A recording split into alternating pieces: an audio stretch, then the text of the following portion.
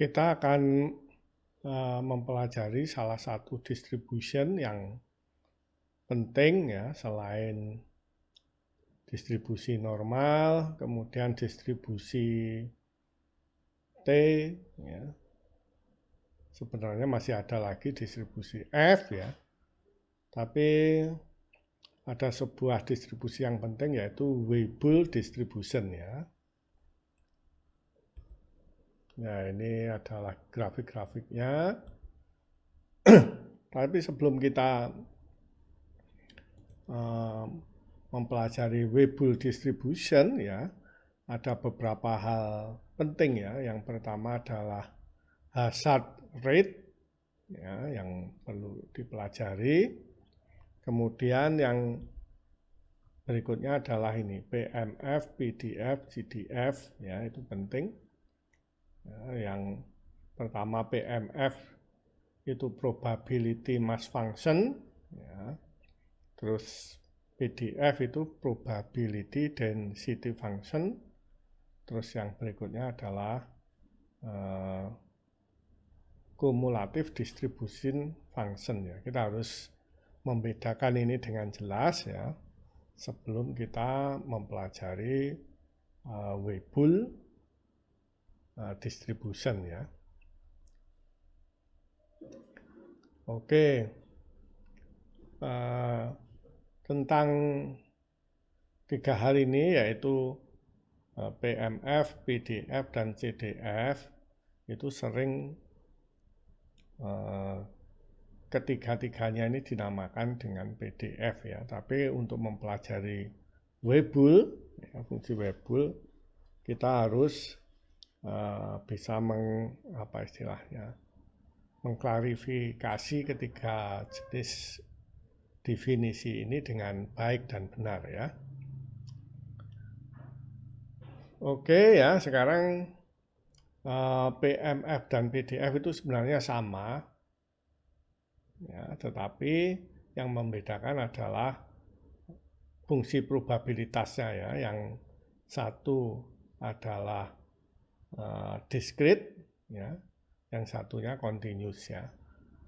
Untuk memahami discrete function dan continuous function, dimohon melihat video beberapa waktu yang lalu ya tentang kuliah ini ya. Nah, kalau jumlahnya ya, jumlah dari PMF maupun PDF itu namanya adalah cumulative distribution function ya, atau jumlah dari sebelah kiri kalau dari grafik ya. Sebenarnya kita sudah menerapkan hal itu ya saat kita membicarakan distribusi normal maupun distribusi T sebelumnya. Oke, mungkin ada gambaran ya. Ini adalah fungsi discrete ya. Misalnya jika kita punya dadu, kemudian kalau kita lempar, tentu kemungkinan keluar angka 1 adalah 1/6 ya. Atau 1/6 itu berapa? Ya, kalau dihitung 1/6 mungkin sama dengan 0, kalau sepertiga 0,33 berarti 0, kalau kita bagi ya 1 bagi 6 ini biar karena ini angkanya dalam bentuk desimal ya. Ya. 1 bagi 6 0,167 ya.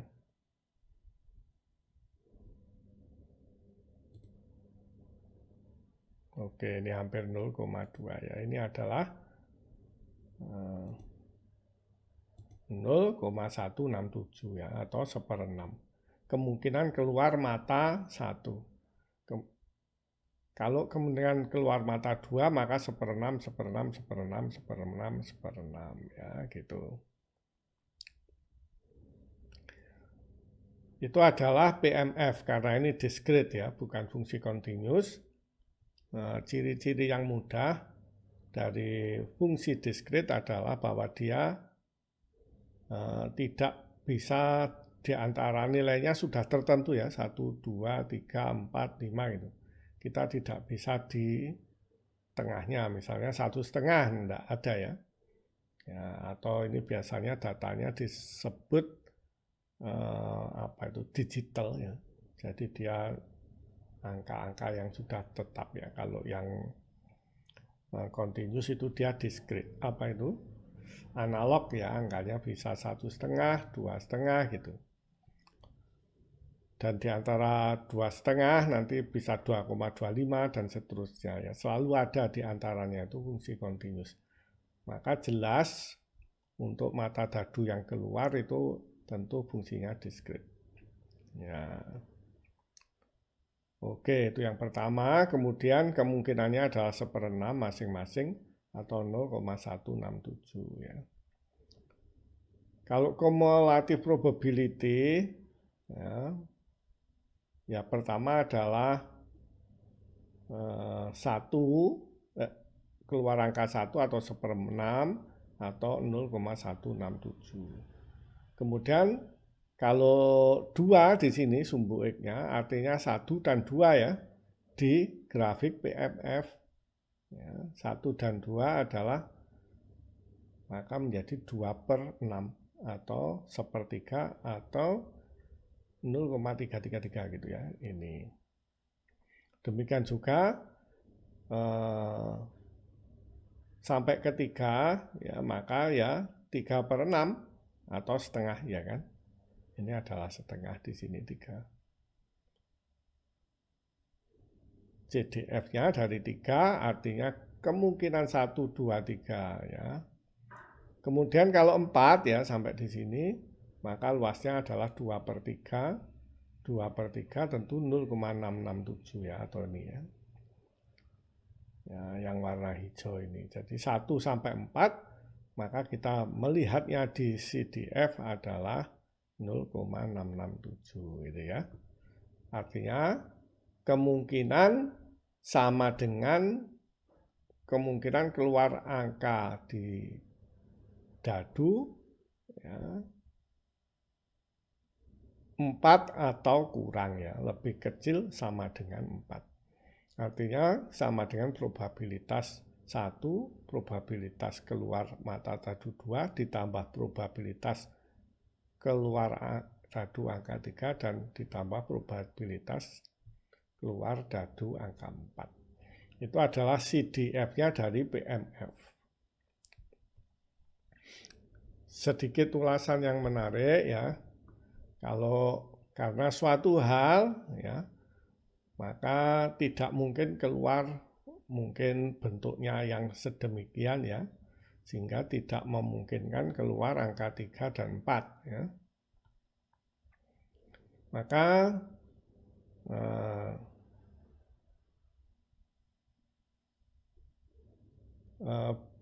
probabilitas ya keluar angka 1 adalah 1/4, probabilitas keluar angka 2 1/4, probabilitas keluar angka 5 juga 1/4, probabilitas keluar angka 6 1/4 ya.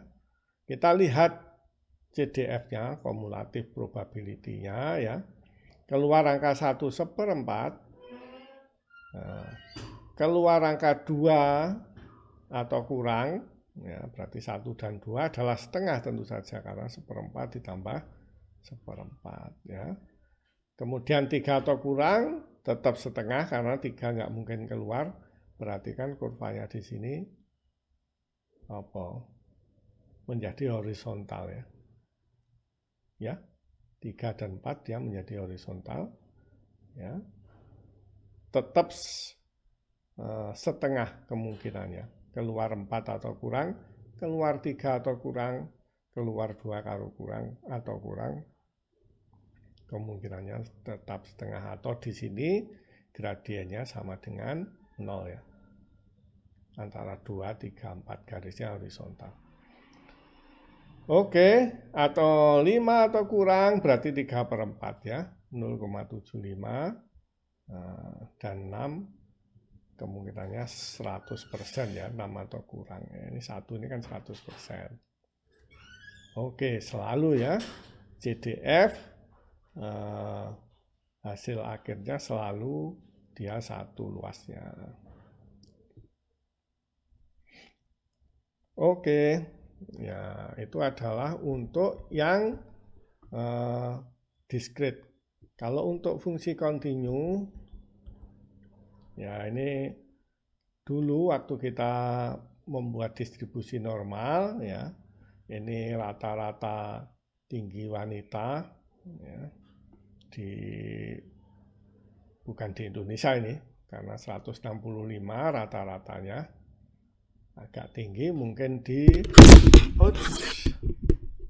ya, rata-rata tinggi wanita mahasiswa ya, katakanlah mahasiswa di Australia 165 rata-ratanya di sini, dan dia terdistribusi normal ya. Mudah-mudahan masih ingat tentang distribusi normal.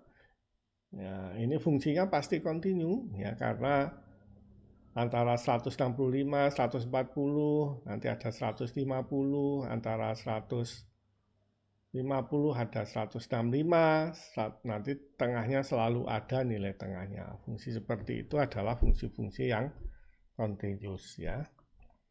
Kemudian ini adalah CDF-nya atau cumulative distribution function ya. Oke, ya, bagaimana ya kita membuat kurva CDF-nya dari PDF ya, tentu saja ya kita menghitung luasannya kan, ini sama dengan ya kalau ininya 1, 1, 1 ya. Tetapi untuk fungsi ini berbeda, sedikit berbeda, maka kita untuk mendapatkan grafik CDF-nya adalah kita menghitung luasan di bawah kurva ya. Tentu saja luasan di bawah kurva di bawah 190 adalah 1% ya, 100% atau 1. Di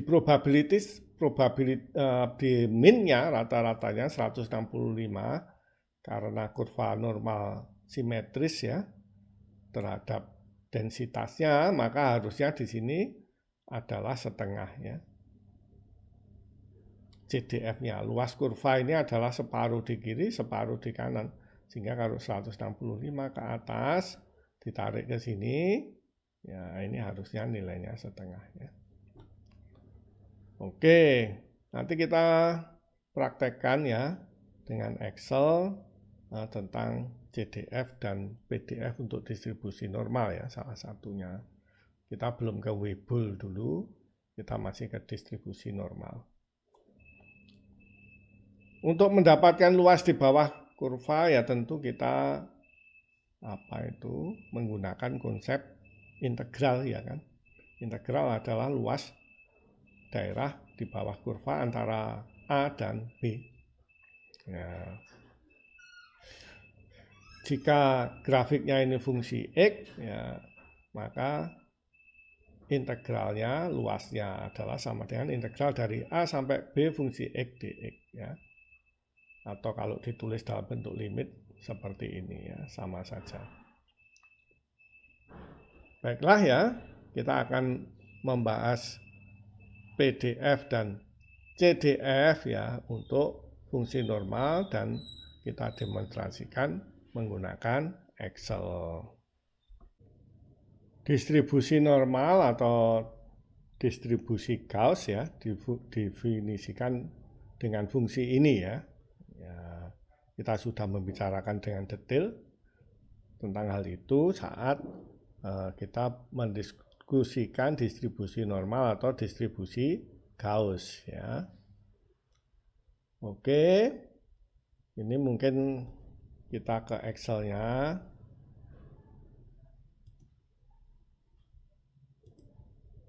Nah, ini Excel-nya. Ini fungsinya ya untuk mengetahui saja. Ya, ini kita dulu sudah ya membuat Excel ini.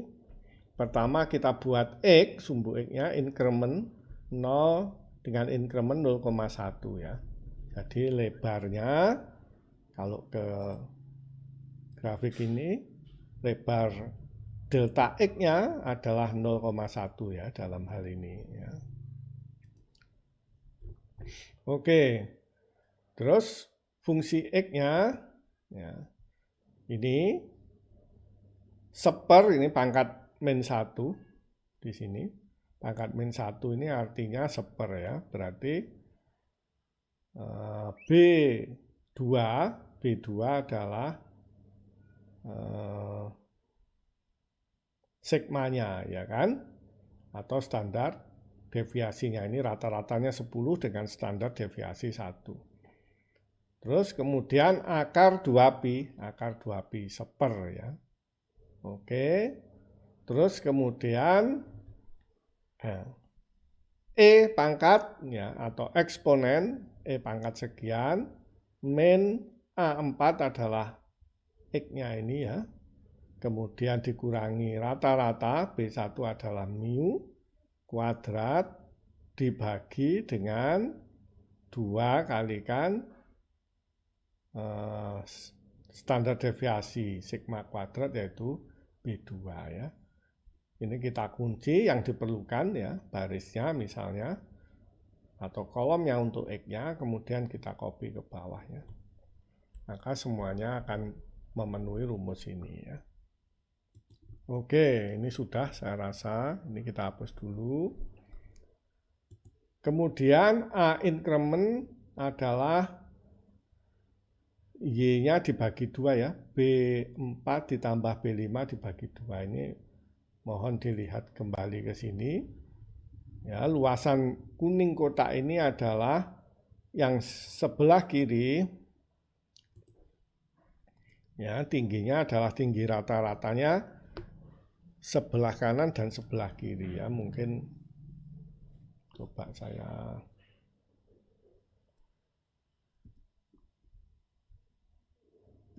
ya, ini adalah fungsi sebelah kiri.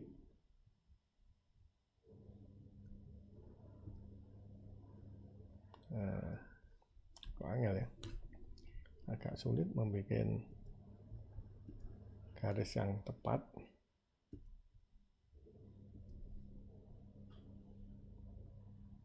Fungsi sebelah kiri ya, ini batas kanannya ya kan.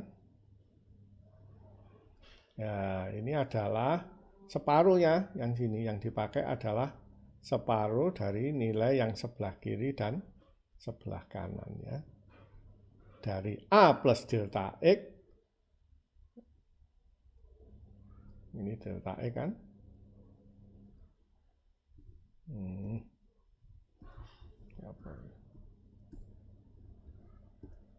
Oke, yang sebelah sini A plus delta X ya. Oke, jadi A dan A plus delta X, kemudian kita bagi 2 ya. Ini adalah A, fungsi A, ya, tingginya saat ditambah fungsi A plus delta X, kemudian kita bagi 2. Ya, tentu luasnya kotak adalah FA ditambah FA plus delta X bagi 2 dikalikan dengan lebarnya. Lebarnya adalah delta X ya dalam hal ini. Oke, maka ya, kita akan bisa mendapatkan A increment adalah luas kotak tadi ya, adalah tinggi rata-ratanya dikalikan lebarnya 0,1 ya. Oke, tentu saja luas totalnya ya dijumlahkan ya. Kalau yang sini adalah 1,4253 ditambah 3827 atau ini ditambah yang ini. Begitu seterusnya ya. Ini adalah A totalnya. Sehingga kita bisa mendapatkan grafik ini PDF-nya yang biru ya. Dan ini adalah CDF-nya ya. Dia akan meningkat dengan cepat begitu dekat dengan min-nya ya, kemudian begitu jauh dengan min-nya atau sudah melebihi standar deviasinya agak jauh, maka dia akan konstan. Karena di sebelah kanan di sini mendekati 0 ya. Nilainya, demikian juga yang sebelah kiri. Begitulah ya bagaimana kita mendapatkan PDF dan CDF ya, yaitu menggunakan konsep integral dan kita sudah mengoperasikannya di Excel seperti terlihat pada penjelasan di video ini ya. Oke. Oleh karena itu gambar ini menunjukkan distribusi normal dengan tinggi rata-rata 165 cm dari mahasiswa sarjana di Australia. Dan ini adalah grafik CDF-nya. Dan ini adalah PDF di distribusi normal dan ini CDF dari distribusi normal ya. Kita belum ke distribusi Weibull ya. Oke. Bagaimana kita mendapatkan nilai PDF saat 165 kalau kita tahu CDF-nya ya. Ya. Maka caranya adalah dengan mencari gradiennya ini ya, gradiennya. Ya, kita misalnya saat 0,54 ya, nilainya saat 166 ya, 166 di sini nilainya ke sana adalah 0,54 ya. Kemudian kita turunkan 1 dari 165. 164 kita dapatkan nilainya adalah 0,46 ya. Maka ya gradiennya adalah delta Y. Delta Y tentu saja adalah 0,54 dikurangi 0,46 atau sama dengan 0,08. Kenaikannya delta Y-nya. Terus delta X-nya dari 164 ke 166 2 ya. Berarti tangennya ini gradiennya adalah 0,04 ya. Di sini 165 kemungkinan probability density-nya adalah 0,04 ya, sama dengan gradien dari kurva ya.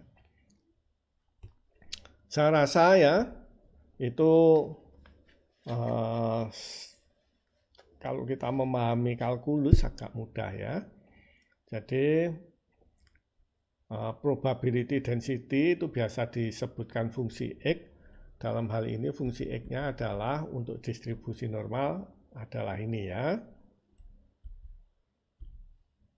Nah, kita dapatkan ini. Untuk mendapatkan PDF-nya biasanya disimbolkan dengan F(x) huruf besar ya. Kita melakukan integral ya, integrasi ke sana atau secara definisi adalah area to the left ya. Luas dari posisi yang ditinjau hingga batas kiri ya. Jadi misalnya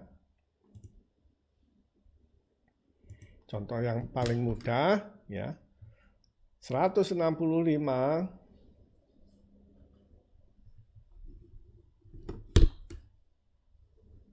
ya, 165 kita tarik garis ke sini. Ya, ini adalah luasannya ya. Nah, maka kalau dari sini 165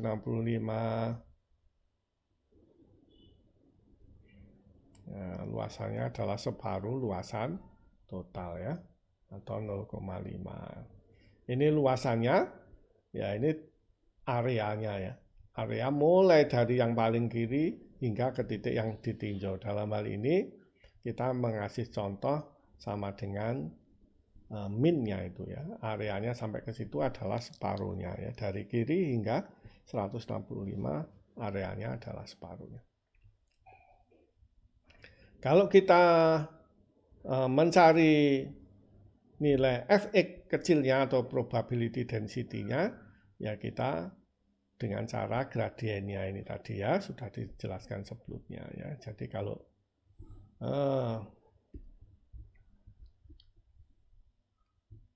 kita mencari CDF-nya, yaitu dengan menghitung luas di sini ya, kita akan dapatkan CDF-nya di situ. Kalau dari CDF kita pengen tahu probability density-nya atau nilai fungsi X, ya kita dengan gradiennya ya. Atau ya kalau mencari luas adalah kita mengintegralkan. Kalau kita mencari gradiennya, yaitu kita menurunkan atau mendiferensialkan ya. Begitulah ya tentang CDF dan PDF ya, dan kita memberi contoh untuk distribusi normal ya, karena distribusi normal pertama mudah dipahami, kedua kita sudah mempelajarinya tentang PDF dan CDF untuk distribusi normal.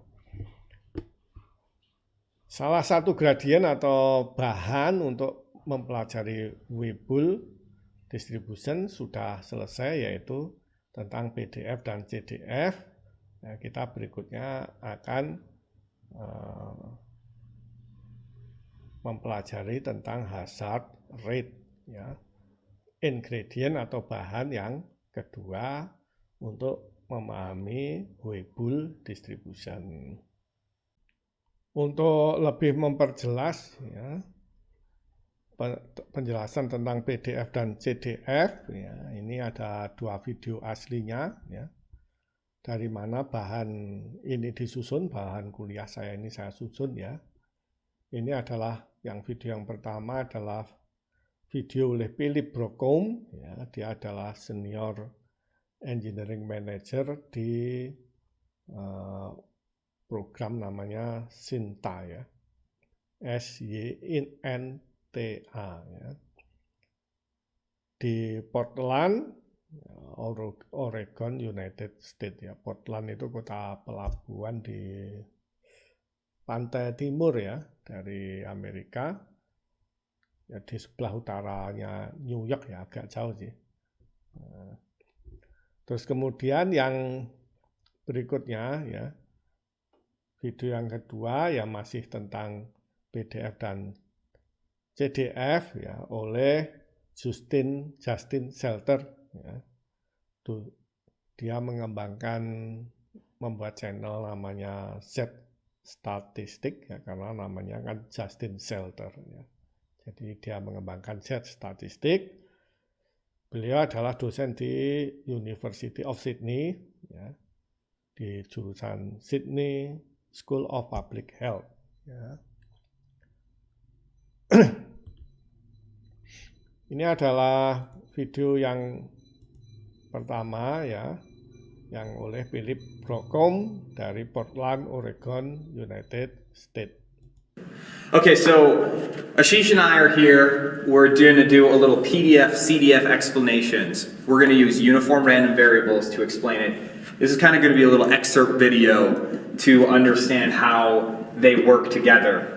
Because one really important thing to understand is the fact that we are using the same variable here, the same uniform random variable with the same numbers, everything is the same, but between the PDF and the CDF, we're just looking at the same random variable a little bit differently. So we're going to go through and show you how these work. So Ashish and I are going to start to show the area underneath, or in his case, the point on the line at which the probabilities would end up equaling each other. So if I want to say I want to find the probabilities for the space in here, let's say this is 2, and I move along this section, Ashish would then move along that line to that 2 area, and the point at that line would be this same. So if I continue to move my marker across this area, signifying where we are going in probabilities, Ashish's marker shows that the exact same point in probabilities along the CDF line. So if I want to say I want to find the probability between 5 and 7, Ashish is now doing the same thing on his. His will come across to this y-axis and be the difference between those, whereas mine is the area here. And that is essentially how they work. Would you like to add anything, Ashish? Yeah, so what you want to keep in mind is, let's say we know that the height of this area is going to be, it's a rectangle, right? So the area of this is 2 times 10, 1 over 10. So this area is 0.2, right? So what that means is that the probability from 0 to 2, well, you don't want to look at area on this one. You only want to look at height. Shift you a little bit. Right here. It's hard to see. There you go. So the 0.2 height on the CDF refers to the 0.2 area on the PDF. And so if you did the same thing here, well, this area is the same area as this area right here, but these heights are a little bit different. The height here is going to be 7/10, so that's a 0.7, and the height here is going to be 0.5. So like he was saying, you take these two right here, right? Because if you remember, the CDF of 7 refers to the entire area from 7 all the way down. And the CDF of 5 refers to the entire area from 5 and all the way down. Yep. Right? So what you want to do is you want to take the 0.7 area and subtract away the 0.5 area to find the area in between. So basically what you're doing is you're taking this whole area, subtracting away this area here, and you're left with this area here, which is what you're looking for. 0.7 minus a 0.5. Yeah.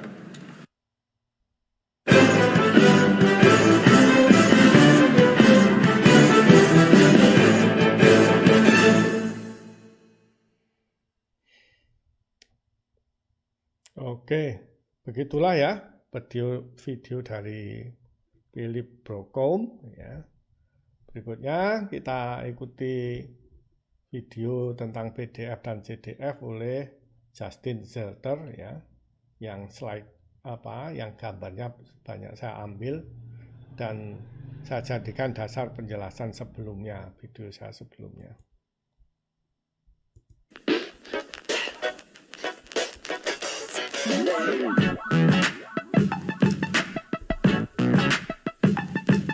Hi team, Justin Zeltzer here from zstatistics.com, coming at you today with a video on probability distribution functions.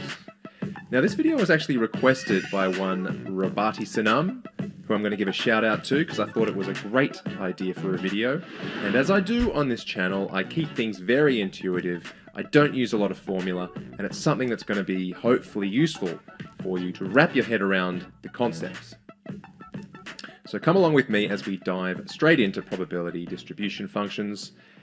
Now, straight off the bat, I just need to get some terminology out of the way. Hopefully, if you're watching this video, you're familiar with the concept of discrete and continuous variables. If you're not, don't worry, we're going to deal with them individually in this video. But for discrete variables, they have this thing called a probability mass function, which is just a simple way of saying the probability of each discrete outcome.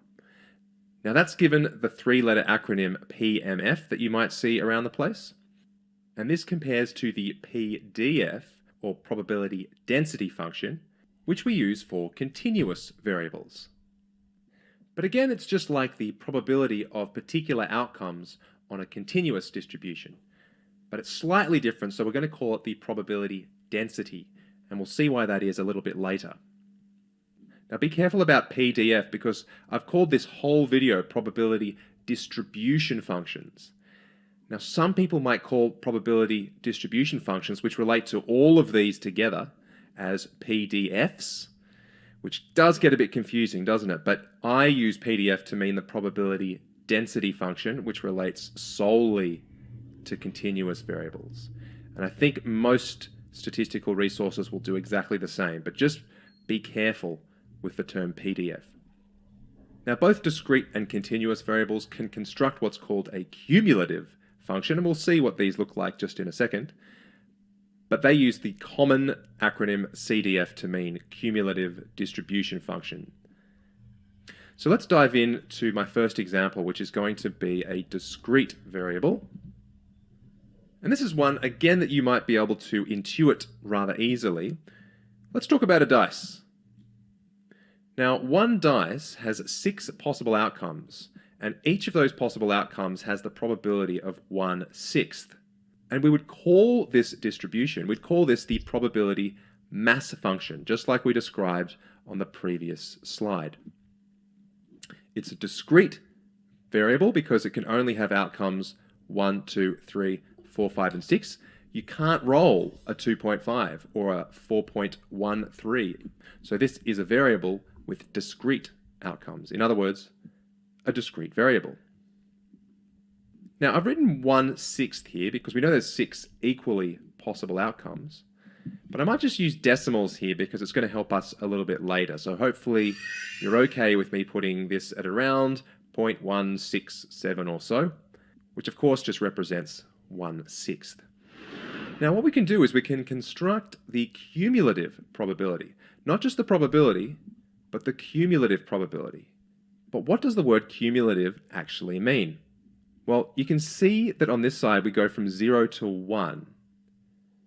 So the scale is actually a little bit different to the scale on our original probability diagram over here.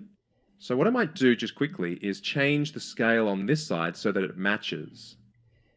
So if we're looking at the cumulative probability diagram, let's just pick one of them and let's just say we're looking at the height of the cumulative probability for outcome 4. Now, what the height of this represents is not the probability of rolling a 4, it's actually the probability of rolling a 4 or less. And the way we can describe that is by saying the probability of x being less than or equal to 4. So in other words, we have to sum up the probability of rolling a 1 plus the probability of rolling a 2 plus the probability of rolling a 3 and also 4. So what's essentially happening here is we're summing up all of the areas of 1, 2, 3, and 4 on this side. You can see if you kind of stack these little bars together, you'll get the height at 4. So quite clearly then, one of the properties of a cumulative distribution function is that the final bar needs to be 1. It needs to get to 1 by the end. Because don't forget, the probability of getting a 6 or less when you're rolling a dice has to be 100%, right? You can't roll a 7 on any dice I've seen. Okay, so I might just put this scale back to the original scale so we can have a little bit more ease at distinguishing things. But what I wanted to do is just muck with this a little bit so it's no longer just a perfect uniform distribution like it is here. So let's pretend now that the dice is rigged such that it can't roll 3s or 4s. In other words, the probability of rolling a 1, 2, 5, or 6 is 0.25, is 25% for each of those possible outcomes. Which sounds a bit silly, but I used to use a dice rolling app on my mobile. And I actually found out that the algorithm they were using was underrepresenting 3s and 4s in it. And boy did I write a sternly worded review on the iTunes store. But that's another story. What I want to look at here is how this represents changes now in the cumulative probability. So you can see that we actually get a nice flat gradient around 3 and 4 here because there is no 3 and 4 in the PMF. So the probability of getting 4 or less is kind of going to be the same as the probability of getting 2 or less. In fact, it's going to be exactly the same because there is no probability of 3 and 4 individually, right? So you can see that flatness here on the CDF indicates that there is no mass, if you want to call it that, in our probability mass function around 3 and 4. So that's going to come back to us when we start looking at continuous distributions. So we've pretty much dealt with the top half of this little flow diagram. And in this next section, we're going to have a look at continuous distributions. So let's jump straight into that and see how it differs. So my continuous distribution I'm going to use is the height of women. It's a classic example that everyone can kind of visualize, so it makes it pretty simple. And I've got my good friend Penny over here, who's telling us that indeed female heights might be distributed with a mean of 165. Let's say that's 165 centimeters is our mean. And it has some kind of standard deviation such that by about 140 centimeters, you're not getting too many women of that height, nor are you getting too many women up at 190 centimeters either. It's a completely theoretical distribution, but just one that I think is quite simple. Now, I'm hoping that you realize here that height is not a discrete distribution. In fact, it's a continuous distribution, because you can be 165.387 centimeters or 165.387,684, etc., right? So it's a continuous variable. So we call the distribution here, the probability distribution, we call it a PDF, a probability density function. And if you're a little bit ahead of me, you might have a look at the probability on this side, which says 0.01, 0.02, 0.03, etc. And you might be asking, what do these numbers actually mean? What does it mean that this probability density at 165 at the mean is about 0.04? What does that mean? Is there a 4% chance of being 165 centimeters tall? Well, not quite. It's almost that. But we'll have a look at that in just a second, so hold that thought. But for the moment, let's just appreciate this nice bell curve shape, which we can call the probability density function. Now, if we're going to look at the cumulative probability, we can call it the CDF again, the cumulative distribution function. And much like in the discrete case, the axis here must go from 0 to 1. Anyway, this nice S curve here, it's called an S curve actually, is a very typical curve that you get from a normal PDF. Anything that looks bell-shaped in its probability density will look S-shaped in its cumulative probability. So what I'm going to try to do now is link the probability density function, the PDF, with the CDF and see if we can get from one to the other. So I'm going to start on this side and I'll select the mean value of 165. Now, because it's the mean, we know that the proportion of the distribution to the left of that mean is going to be 50%. So the yellow shaded region here is 50% of the whole distribution. And in fact, that's what's going to be represented on the CDF over here. At 165, it goes up to a value of 0.5. So this tells us that 50% or 0.5 of the distribution has elapsed at this point. Or if you want to use different terminology, you can say we've accumulated, cumulative, we've accumulated half of the distribution by the time we get to 165 centimeters. So then if we were to choose a point, say, before 165, maybe the point where there's only 25% in this left-hand region, and let's just say that that occurs where the height is 158 centimeters. So of course we can look at the CDF again, and we can see that 158 matches up with the value of 0.25. So in essence, these numbers here are telling us how much of the distribution is to the left of a given height. Okay, so that's how you can derive the cumulative probability from the probability density function. But can we go the other way? It's a little bit more involved, but follow me. We're going to zoom in now on the cumulative probability. So let's take 165 again, remembering that that's where we've accumulated half of the distribution. My question to you is, how much of the distribution is going to be around 165? And can we gauge that from our CDF, from this cumulative probability? Well, of course we can. And the way we do it is we look at the gradient of this line. Think about it. The higher the gradient, the more of the distribution that must be hovering around 165. If this was nice and flat, Remember what happened in our discrete example? When it was flat, it meant that none of the underlying distribution was around there. Remember, there was no 3s and 4s, and so our cumulative distribution for our discrete example was nice and flat at that point. You can see that the higher the gradient, the more of the distribution is going to be in that area. So let's find the gradient at 165. Now, for those of you with a background in calculus, you've got a way of doing this. But even for those that don't, I want to do it a simplified way so we get a real sense of what's going on. And if you go back to your year 9, year 10 mathematics, we know how to find a gradient, and all we need to do is construct a sort of little interval here around 165, and we're going to pick 2 points that are very close to 165, and let's choose 164 and 166. So if you go down just 1 centimeter here to 164, or up 1 centimeter to 166, you're going to get these 2 points here, and we know how to find a gradient between 2 points. It's the rise over the run, and you can see that the rise here is about 0.08, and these values have just been calculated using Excel, because Excel has a bunch of statistical functions, so I just found those out using Excel. And the run is going to be 2, so if you did this calculation, you get 0.04. So that's the approximate gradient at 165. And have a look at the PDF, you can see that it goes to 0.04.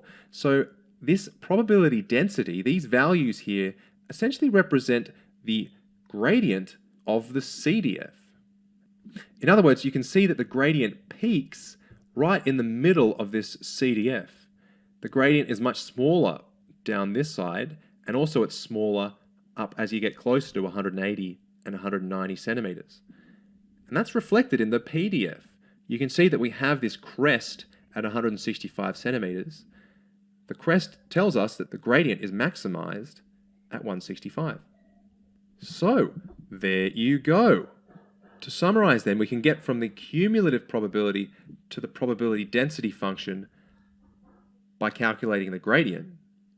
So the gradient of the CDF is the PDF.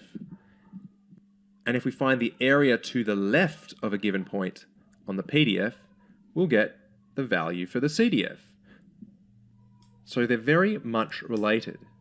Now, if you have done some calculus, you might be able to put this in terms of differentiating and integrating. And for those of you that are comfortable with that, I might just call here the PDF, I might call this lowercase fx for the sake of the formulas to come. And the cumulative probability, the CDF, is going to be capital F of x. And this is quite common terminology usage here, so you might see lowercase f's and uppercase f's. That's used quite a lot for PDF and CDF respectively. So for those people comfortable with calculus, you can see that the differential of the CDF is going to be equal to the PDF. So that's going this way, going from right to left. Alternatively, the integral of the PDF from negative infinity to x becomes the CDF. Now, I did think about actually providing some examples of this, but I thought that that would make the video too long, and there is a wealth of resources on the internet helping you differentiate and integrate functions.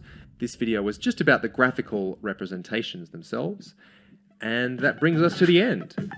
I hope you have enjoyed that and found that quite useful. I've got a whole bunch of videos now up on zstatistics.com. It pretty much covers first and almost parts of second year university, so check that out. I would recommend it. And please keep the suggestions coming. I really appreciate the feedback.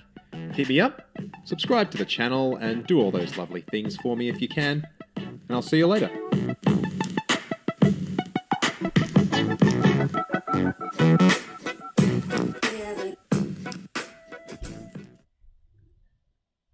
Demikianlah ya penjelasan tentang PDF dan CDF ya. Ada sedikit catatan ya agar diklarifikasi ya. Kadang ada kebingungan ya tentang PDF ya. Karena kalau disingkat probability distribution function ini juga PDF kan. Sedangkan PDF yang dimaksud di sini adalah ya probability density function ya. Kalau yang PDF atau probability density function itu ya murni berkenaan ya, berhubungan dengan pembicaraan tentang continuous distribution ini ya. Tetapi kalau ini semua ya continuous distribution, discrete, kemudian kumulatifnya yaitu kita menyebutnya sebagai probability distribution function yang kalau disingkat juga PDF ya. Jadi kita harus mengklarifikasi diri kita sendiri bahwa PDF yang dimaksud adalah yang ini ya, probability density function, bukan probability distribution function. Kalau PDF yang distribution ini, kalau disingkat juga PDF, yang menyangkut tiga hal ini, PMF, PDF, dan CDF. Demikianlah ya, semoga sampai di sini penjelasan tentang probability distribution function ya bisa menjadi jelas bagi para mahasiswa. Setelah PDF dan CDF ya, maka kita akan belajar tentang hazard rate atau value rate ya nantinya ya, dan reliability. Oke, sekarang ini adalah hazard rate, itu didefinisikan sebagai jumlah komponen yang gagal ya dibanding dengan komponen yang survive, ini lebih tepatnya dibanding waktu ya, waktu jumlah komponen gagal sebagai fungsi waktu total. Mungkin dengan memberikan contoh akan lebih mudah dipahami. Ya, misalnya katakanlah ada sebuah hotel atau bangunan memiliki 1.200 switch gitu ya jumlahnya. Ya, ada 4 switch atau 4 saklar ya rusak dalam waktu 3 bulan dari 1.200 saklar tersebut ya. Hazard rate per month ya, hazard rate per bulannya ya, maka adalah 4 yang rusak ya, waktunya adalah 3 bulan untuk 1.200 saklar ya. Maka hazard rate-nya 0,00111 ya. Lambangnya untuk hazard rate juga disimbolkan dengan lambda T. Ini sebenarnya sedikit berbeda ya. HT dan lambda T. Kalau lambda T itu adalah value rate. Nanti akan kita bicarakan. Berikutnya misalnya bulan apa ini? Next 2 month berarti setelah 3 bulan, bulan kelima ya berarti. Bulan kelima ada 6 lagi, selain 4 tadi, ada 6 yang rusak lagi saklarnya. Ya. Perlu diingat yang 6 ini adalah bagian dari setelah rusak 1196 ya. Karena tadinya kan 4 ya. 1200 kurangi 4 berarti 1196 ya. Ya, maka hazard rate-nya adalah bagian yang rusak ya, dibagi dengan ini rusak dalam 2 bulan ya, berarti 2 dikali 1196. 1196 ini adalah setelah dikurangi 4 yang pertama tadi. Oke. Begitu seterusnya ya, sehingga kalau dilengkapi ya ini adalah ini tadi bulan yang ketiga rusak 4, 2 bulan kemudian rusak 6, berarti 10 yang rusak. Ini bagian yang survive, ini adalah hazard rate-nya ya. Silahkan dicoba dihitung sendiri oleh mahasiswa. Ada juga Excel-nya di sini. Ya, ini adalah bulan ketiga ya, yang rusak 4. Ini intervalnya waktunya 3 berarti. Bulan kelima intervalnya adalah 2 ya kan. Yang rusak 6. Ini adalah bagian sisa yang survive ya. 1200 dikurangi 4, 1196. Yang ini adalah jumlah yang rusak C2 ya, dibagi B3, ya, B3 C3 dibagi B3 interval waktunya, ya, B3 dikalikan, atau ini kalau saya bagi lagi dibagi dengan jumlah, ya, jumlah yang survive. Ini sama saja kan, ini sama saja C3 dikalikan dalam kurung B3 kali D2, sama seperti sebelumnya. Kalau kita copy nanti dapat ini ya. Ya, dan itu adalah yang dipindahkan ke sini ya. Oke, silahkan dicoba sendiri. Nah,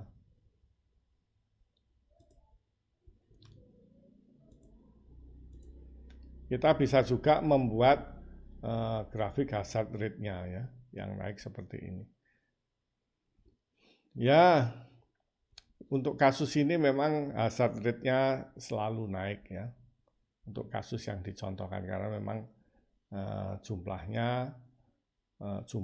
komponen rusak per bulannya selalu naik. Oke. Kemudian ini ada contoh ya. Ada 500 lampu ya, hingga 400 jam rusak 30 ya. Kemudian 50 jam kemudian, ya, berarti pada waktu 450 rusak lagi 4 ya. Berapa reliability-nya ketika 400 ya. Dan hazard rate-nya pada saat 400 ya. Hazard rate sama seperti tadi menghitungnya ya. Tentu kita harus membuat Excel-nya. Ya. Hazard rate-nya.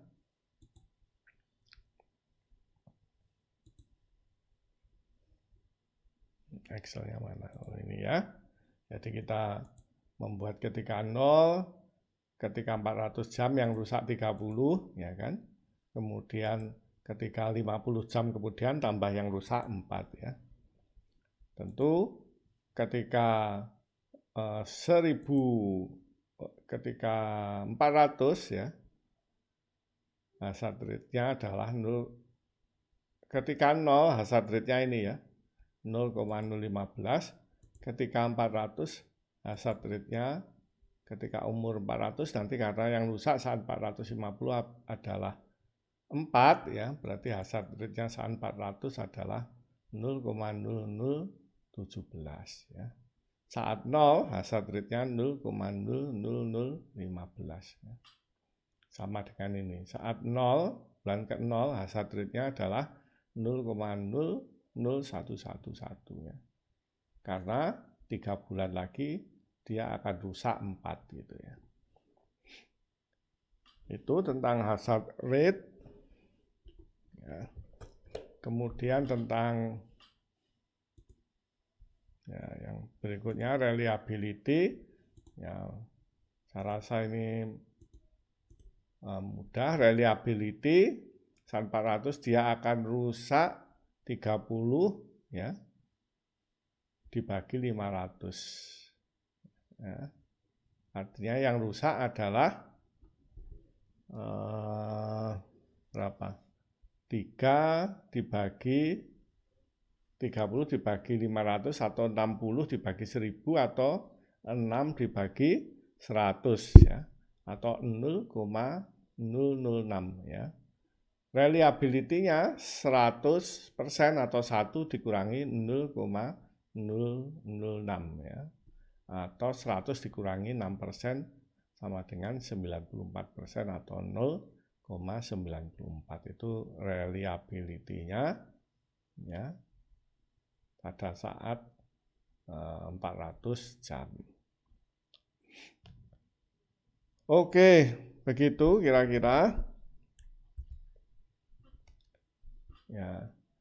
Reliability adalah kemungkinan ya bahwa suatu produk akan bisa perform ya secara sukses pada waktu tertentu. Ini per definisi ya. Jadi semua komponen yang memiliki reliability. Oke, ini hampir mirip ya, dan sering bingung antara hazard rate dan failure rate ya. Itu hanya merupakan indeks reliability yang menyatakan laju kegagalan ya, laju kegagalan dari tiap komponen. Ini sebagai contoh ya, hampir sama kan definisinya, number of failure operating time ya, dibagi operating time total ya. Nanti dikenal MTTF dan MTBF. Bedanya kalau yang MTTF ini adalah untuk yang non-repairable, jadi misalnya lampu tadi ya, mungkin tidak bisa diperbaiki, diganti saja, atau saklar dan sebagainya. Tapi kalau komponen-komponen mesin ya repairable ya, bisa di repair, yaitu mean time between failure ya, bedanya between ini MTBF. Kalau yang non-repairable itu MTTF. Secara matematik MTTF itu kebalikannya dari failure rate ya. Ya kan? Yang tadinya pembilang di sini number of failure menjadi penyebut. Yang tadinya penyebut di failure rate menjadi pembilang. Maka kita bisa mencari MTTF atau MTBF jika failure rate-nya tahu ya. Tinggal seper lambda saja, atau lambdanya failure rate, seper failure rate. Dan sebaliknya lambda juga seper MTTF atau seper MTBF gitu.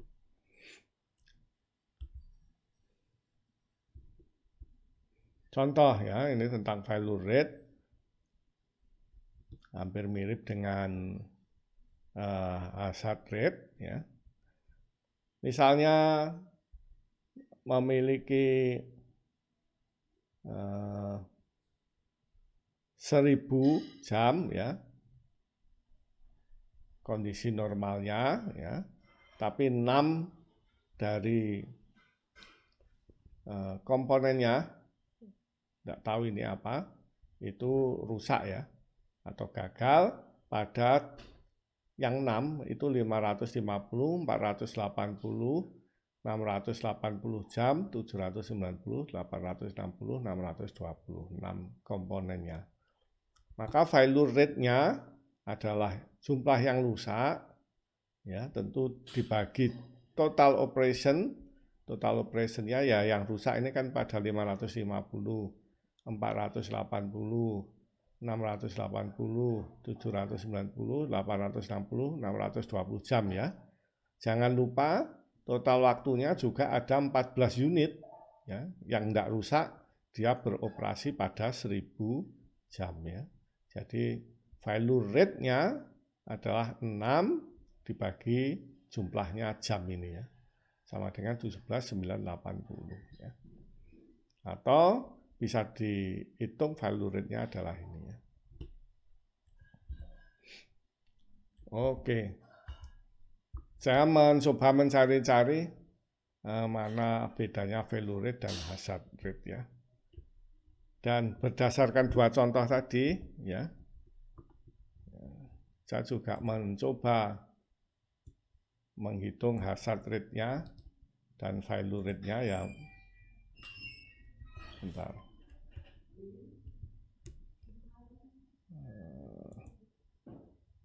Ya ini yang ternyata ya memang sedikit beda ya antara hazard rate dan failure rate. Mungkin akan sama untuk 3 bulan, tapi setelah itu dia berbeda harganya. Ya. Ini menghitungnya berdasarkan contoh tadi ya. Yaitu pertama kita ketahui total jamnya ya.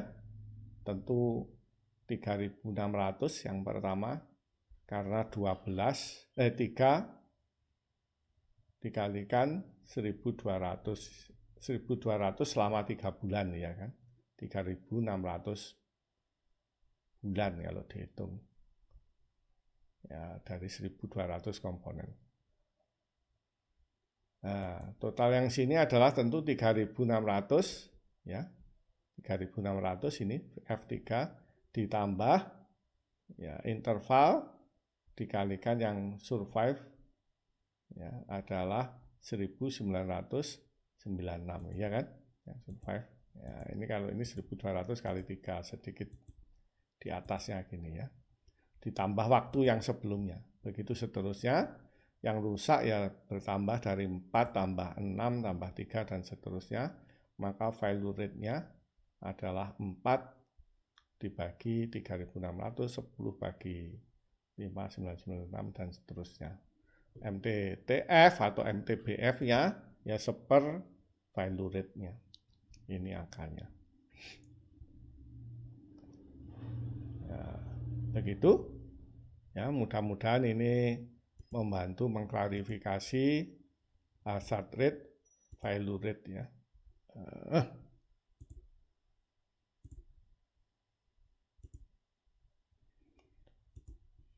Dan silahkan mahasiswa mengeksplor lagi apa bedanya hazard rate dan failure rate. Dari hitungan tadi ya tentang failure rate di sini ya atau angka ini tidak memiliki arti kalau kita membeli suatu mesin kemudian dikatakan failure rate per jamnya adalah angka ini, kita tidak memiliki bayangan ya. Oleh karena itu kalau kita bawa ke MTTF ya baik dengan menghitung langsung yaitu ini adalah total waktunya, kemudian ini total yang rusak, maka kita ketemu 2.996 jam ya MTTF-nya ya. Ini kan memiliki arti kalau begitu. Oh, mesin ini MTTF-nya sampai 3.000 jam ya. Atau kita bisa menghitung dengan seper lambda tentu saja. Hasilnya sama saja. Oke. Biasanya ya sebuah komponen mesin itu ya, memiliki bentuk seperti begini ya. Pada saat masih baru ya, belum settle begitu, maka dulu dikenal regen. Ya, maka failure rate-nya ini tinggi ya. Kemudian sering dimonitor ya dan dikontrol, diperbaiki bagian-bagian yang rusak sehingga dia nanti pada kondisi setimbang ya. Tetapi ada suatu saat di mana ya sudah terlalu tua ya dia akan naik lagi value rate-nya. Maka ini bentuknya seperti bathtub ini ya. Maka dinamakan bathtub curve ya. Ini adalah kondisi awal, ini adalah useful life period ya. Biasanya yang dianalisa yang daerah yang ini ya, yang useful life period. Sering yang useful rate failure itu mengikuti kurva ini ya, kurva E pangkat min lambda T ya, reliability-nya ya, atau lambda adalah failure rate ya, failure rate-nya pada daerah yang konstan ini ya, dia akan mengikuti kurva eksponensial reliability-nya ya. Reliability tentu antara 0 sampai 1 ya. Dan ini jika MTBF dan MTTF divariasikan maka failure rate-nya juga bervariasi seperti ini bentuknya. Ya. Kita tentu dari MTBF, MTTF gitu, kita bisa mengetahui lambda ya atau failure rate ya karena sepernya kan. Ya.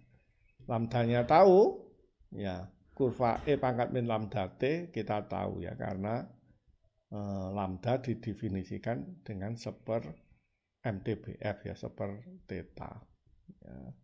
Sehingga ini untuk mesin dengan MTBF 500 dia akan cepat ya, reliability-nya cepat turun seperti itu.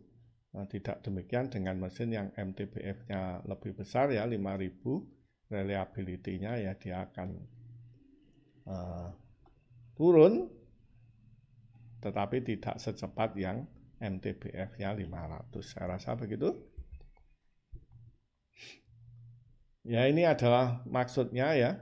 Maka untuk mesin dengan rusak ini berapa ya? 1200, maka kita memiliki mesin rusak di atas 1200, kita memiliki reliability atau kehandalan 0,669 atau 66,99% ya. Kalau kita menentukan 1200-nya jam operasinya. Ya, maka kita memiliki kehandalan 66,99% ya, atau 67%. Begitu artinya. Ada dua video ya yang membicarakan tentang hazard rate maupun failure rate ya. Dua-duanya dari ASQ, American Society for Quality. Ini yang pertama oleh Heman Urduares ya. ASQ, American Society for Quality atau standar kualitas itu ada di Milwaukee, Wisconsin ya, di tepi danau Michigan ya, agak ke tengah, tidak ke pantai yang sebelah timur. Sebagian besar kota di Amerika kan di pantai sebelah timur ya. Ini juga bagian dari ASQ, American Society for Quality ya, tetapi yang bagian sertifikasi ya, atau CQE, Certified Quality Engineer ya. Kalau engineer pengen mendapatkan sertifikat sebagai quality engineer ya, ini tesnya di akan dapat sertifikat CQE, Certified Quality Engineer ya. Ya, itu bagian pekerjaan dari ASQ tadi, American Society for Quality ya. Ini oleh salah satu bagian sertifikasi orang-orang di situ, yaitu Andy Robertson ya. Silakan diikuti dua video ini, mudah-mudahan dua video itu membantu pemahaman akan hazard rate, kemudian failure rate, kemudian kurva eksponensial ya. Yang dengan dua hal itu kita nanti akan mencoba memahami tentang Weibull distribution. Baiklah ya, kita ikuti video oleh Heman Urduares ya, bisa diikuti di alamat link ini ya, aslinya, tapi bisa juga kita dengarkan di slide ini. Welcome to Institute of Quality and Reliability. Hi, this is Hemant. In this video, we will explain the concept of hazard rate with a simple example. We will also explain the mathematical relationships of hazard rate in exponential and Weibull distributions. The hazard rate.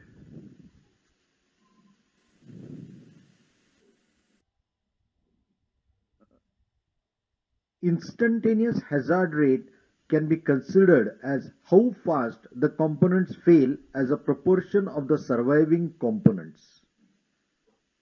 Mathematically, hazard rate h of t is equal to f of t upon r of t, where f of t is the probability density function at time t and r of t is the reliability function at time t. Let us consider a simple example. Consider a building which has got 1200 electric switches. Suppose 4 switches fail in 3 months out of 1200. Thus, the hazard rate per month per unit will be given by h of t equal to 4 divided by 3 into 1200, and that equals 0.001111. Note, hazard rate is often denoted as lambda t instead of h of t. Let us continue with the same example.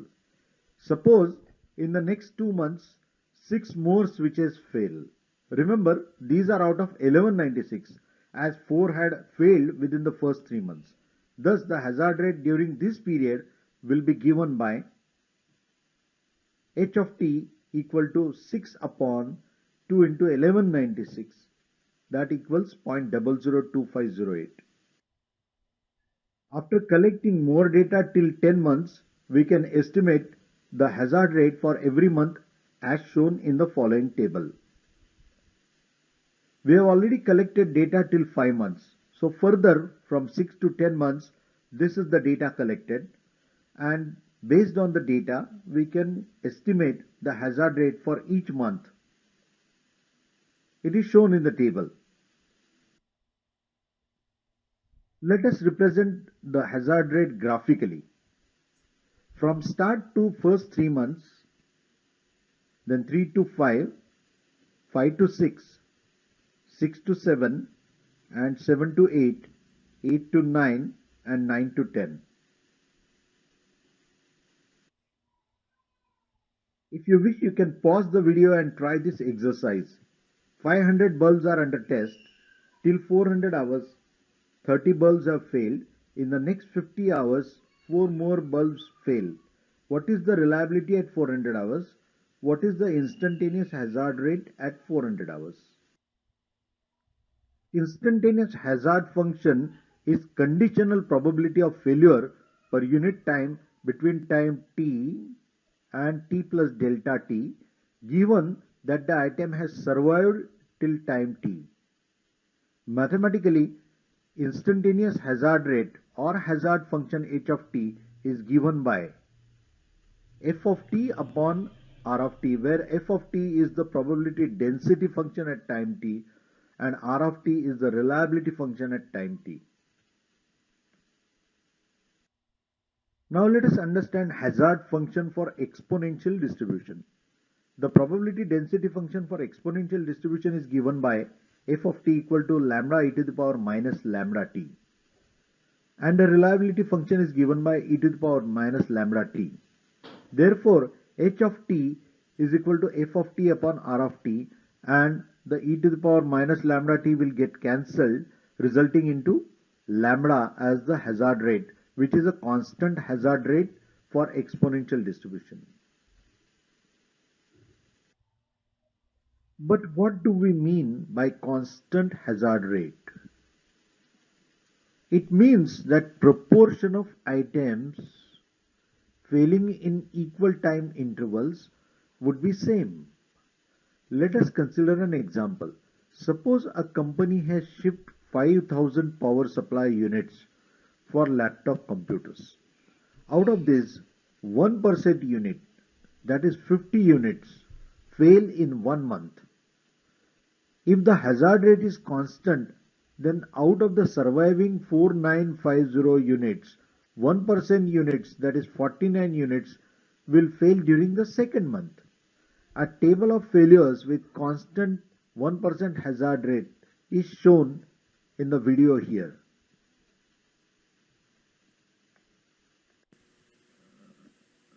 Now let us look at this table. The first column of the table shows time in months from 1 to 60.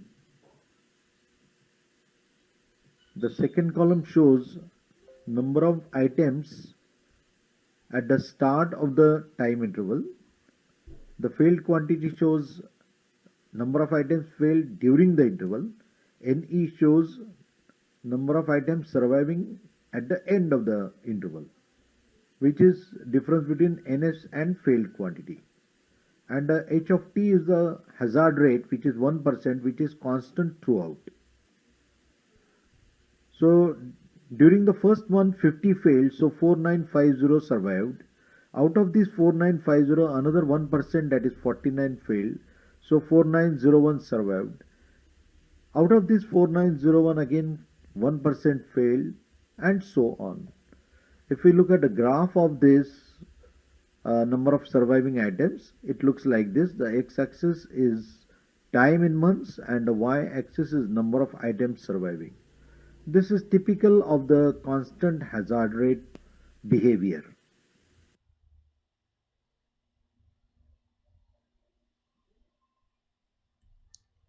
Oke, begitulah ya tentang hazard rate ya. Dan untuk grafik untuk hazard rate konstan yang akhirnya nanti mengikuti pola eksponensial itu ya. Grafiknya dari hazard rate-nya. Kita lihat video berikutnya ya oleh Andy Robertson ya yang akan membicarakan value rate, lebih ke value rate, kemudian juga ke reliability dan mungkin juga ke grafik dengan fungsi eksponensial ya. Hey guys, Andy Robertson here at CQ Academy, and I'm back with another video to help you prepare for the CQ exam, where we're talking about reliability. Now, in terms of the CQ exam, reliability is one of the most important topics on the exam, and I think it has more questions than any other topic in the body of knowledge. So this is a really important lecture. Now, we're not going to cover the entire reliability section today. We're going to talk about two things: reliability indices and reliability models. All right, so let's head over to the computer and get started. All right, let's take a quick look at today's agenda. I want to start over here on the left with the CQE body of knowledge. So no matter what exam you're studying for, reliability engineering or quality engineering, whatever, they have similar bodies of knowledge.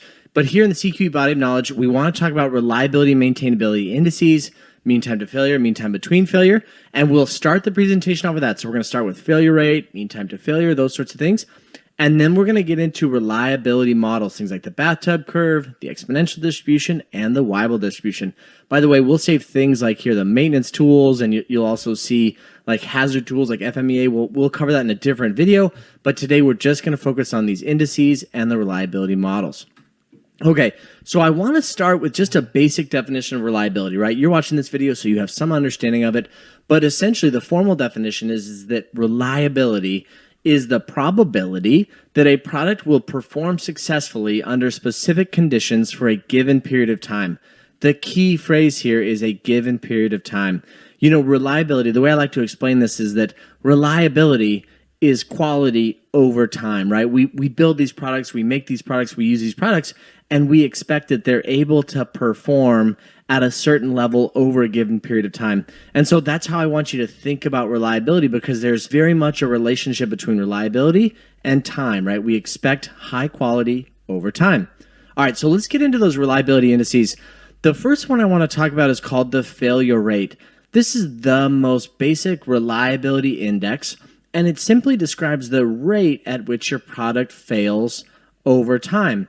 And I've included a bunch of pictures here, right? Light bulbs fail, lawnmowers can be used for a particular period of time and then they fail. And that's essentially the failure rate. And so oftentimes we like to talk about the rate at which a product fails over time. Now, the more meaningful metric that you'll hear most often is something like mean time to failure. Now, I want to explain this to you because this is a reliability index for non-repairable units. Now, I want to make a huge distinction here because there are products that we make, and this light bulb is the perfect example. We make it, we start using it, we expect it to work properly for, let's say, 10,000 hours, and then when it breaks, we have no plans on repairing it. We're just going to throw it out.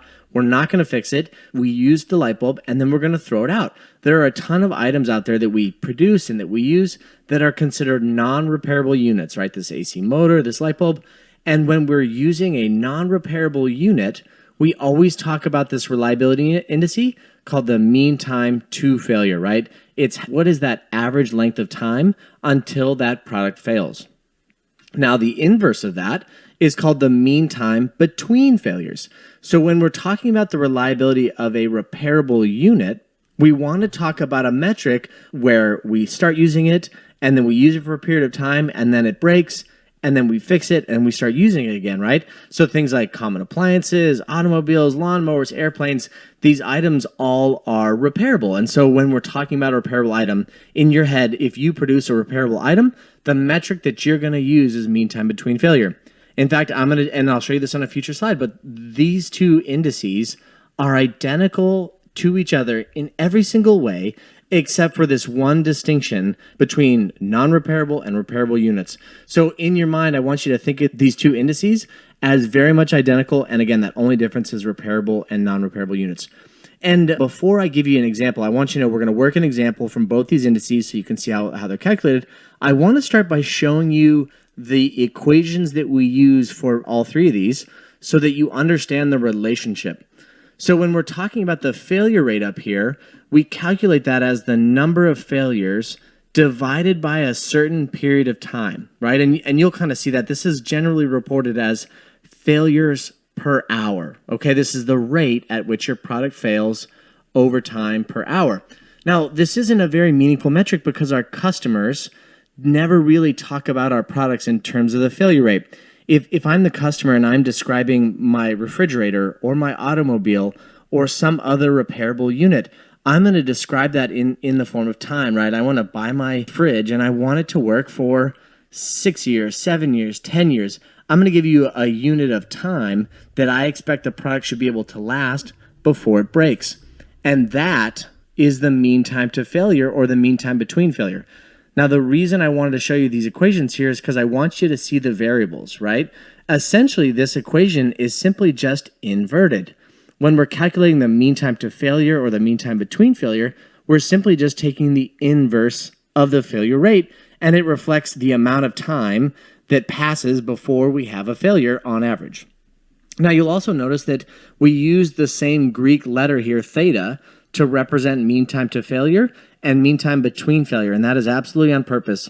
Remember, these two indices, these two indexes, are identical in every single way, except that mean time to failure is non-repairable units, and mean time between failure is talking about a unit that is repairable.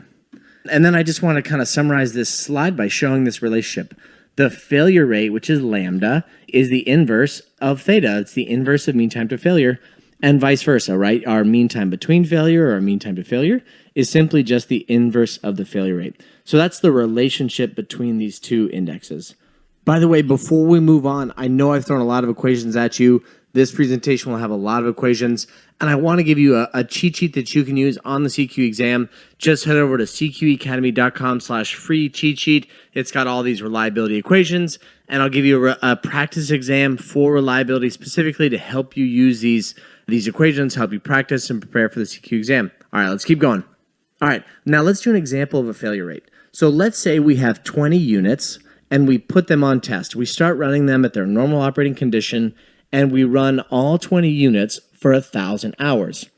In that time period, 6 of those units fail at the following hours, right? You can see those hours here. What is the failure rate of the product? Now we can use our equation here. So let's see what we've got. The failure rate lambda is equal to the number of failures. Now remember, we had 6 out of the 20 units fail, so we had 6 failures. And then in the denominator here, we have the operating time. So for those 6 units that failed, we can simply just take those data points right out of the problem statement and put them in here. Now, the other thing you have to consider, and this is the biggest mistake people make when they calculate the failure rate, is they don't account for the time associated with the products that didn't fail. So we had 14 units that made it the full 1,000 hours of testing. And we obviously need to account for that time in the denominator here to get an accurate prediction of our failure rate. And so we can take that 6 divided by the 17,980, and we can talk about our failure rate as 0.000334 failures per hour. Now, I want you to kind of look at that number and think about what it means, because it's nearly meaningless, right? It's hard to contextualize that result. Like, what does that even mean? Is that a good number? Is that a bad number? How does that relate back to the customer's needs for our products? And that's the specific reason, right? The answer to that question is the reason why we generally talk about reliability in terms of the mean time to failure or the mean time between failure.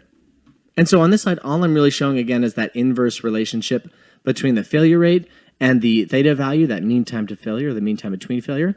And we can take this exact same example and we can essentially use this equation to calculate the mean time to failure for our product. So again, we have 20 units, we put them on test, we run them at their normal operating conditions for that full 1,000 hours. Remember, we have 6 units fail, and then here are those time marks, those time values. And we can simply plug in this equation for theta, right? So the mean time to failure, let's say it's a non-repairable unit. So the mean time to failure, we've got the time values. So here are those 6 different time values, plus the 14,000 hours for the 14 units that all passed, divided by 6. And this is a much more meaningful answer. Look at this. Our mean time to failure is 2,996 hours to failure. Now, let's say we're talking about, I don't know, a motor or some other device that we've made. If our customer has told us that, the motor really has to be able to last for 1,000 hours, well, we're good here. The data seems to indicate that our product, meets their reliability needs. If they come back to us and say, no, the product needs to last at least 10,000 hours, well, then maybe we don't have the reliability that the customer needs. So that's the beauty of mean time to failure and mean time between failure, is that those reliability indices really reflect kind of the customer need for our product. The other way we could have calculated this is by simply taking the failure rate from the previous slide, taking the inverse of that failure rate, and we'd come out to the exact same number. Okay, so now we're on to kind of the second part of the presentation, which is all about those reliability models. And so the first model that we absolutely have to talk about is the bathtub curve. It's not a model that we use to actually make reliability predictions. It's a model of the reliability of a unit, of a general device or a general product over time. And the general concept is that when we launch a new piece of equipment, let's say we're talking about either production equipment or even a product, right? When we launch that new product or we first produce a product, sometimes there can be it's an early failure period, right? An early life period where our failure rate is high, but then as time progresses, we work out some of those kinks. Maybe it's manufacturing issues, assembly problems, defective parts or assembly steps that weren't performed correctly. Oftentimes when we first launch a new device or a new automobile, maybe we had this early failure period here that we have to work through. A lot of companies perform like a burn-in, whether it's an automotive company who runs a car for 10 miles or 20 miles or 30 miles just to work out all those early kinks and detect any early failures in the process. But then eventually, most systems achieve this equilibrium period that's called the useful life period. This is where we want to operate. This is where we want our product to be operating in this useful life period. And you'll notice here that the failure rate in the useful life period is constant, right? And by the way, that's lambda. We were talking about that reliability indice of the failure rate. That's what we're modeling here, is the failure rate lambda over time. So that's a key characteristic of the bathtub curve, that in the useful life period, the failure rate is constant. And when the failure rate is constant, we can use the exponential distribution to make reliability predictions for our products or for our equipment. So let's look at that now. Let's switch gears now and talk about, okay, we're in the useful life period, our failure rate is constant. How do we make reliability predictions using the exponential distribution? And so let's say we're testing motors, right? And we're making this AC motor. And let's say we have 3 different designs and we've put them all on test and we've calculated 3 different mean time between failure values. The first is 500 hours in green, and you can see how the reliability, right, really kind of tanks really quickly here when we have a poor mean time between failure. The other designs performed much better, right? We've got a mean time between failure of 2,500 hours and a mean time between failure of 5,000 hours. And you can see how this plot of reliability is substantially better over time when that mean time to failure is longer. The y-axis here of this reliability curve is probability, right? It's the probability that your product is successfully performing at that stated instance in time, right? So for example, for this curve here in blue, right here at around 3,500 hours, there's a 50-50 shot of our product failing or performing successfully. And then, by the way, here is the actual equation that we use to calculate reliability using the exponential distribution. And you'll notice there's one parameter here. The reliability distribution is fully characterized by a single parameter, and that's lambda. So we talked about the failure rate.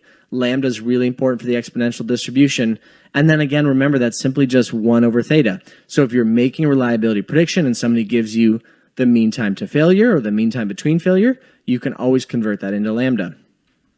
All right, let's do an example real quick. So you've tested 20 units and you found that your mean time between failure is 2,996 hours. What is the reliability of our product at 1200 hours of operation. So here's a reliability curve of a product that is exponentially distributed, right? We're in that useful life region. And our mean time to failure or mean time between failures, 2,996 hours. Here is how we calculate reliability. So remember, reliability is a function of time. It's e raised to the negative lambda t, where again, remember, lambda is just that failure rate. And now we can simply plug in what we know. So we know we're solving for reliability at 1200 hours, right? So our t value is 1200 hours. And then our theta value, this, right, you can see theta here in the denominator, is simply 2,996. And when we work out this equation, it comes out to 0.6699. So the question is, how do you interpret that result? Now, if you come over here to the actual reliability graph and you find 1,200 hours here on the x-axis, right, because this is time, you find 1,200 hours and you come across and you go, that looks about right. You know, we have about a 66, 67% reliability at that stated instance in time.